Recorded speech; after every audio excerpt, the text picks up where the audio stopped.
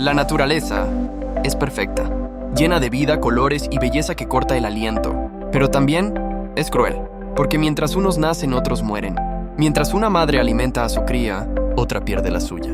Así es el equilibrio. No hay maldad, solo instinto. Y aunque duela verlo, esa es la ley más antigua del planeta. Admírala, respétala. Y nunca olvides que formamos parte de ella. ¿Qué opinas tú? ¿La naturaleza es más bella o más cruel? Comenta abajo y suscríbete para ver más historias del mundo animal.